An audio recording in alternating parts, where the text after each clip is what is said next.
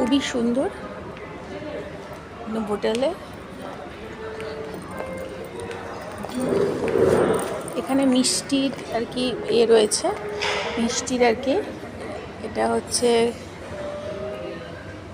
Rasgulla bread করা।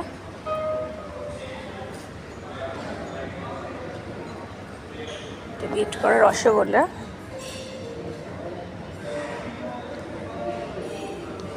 আমি এটা ট্রাই করব। তারপরে রয়েছে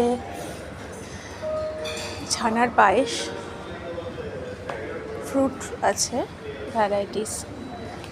এখানে রয়েছে কেক।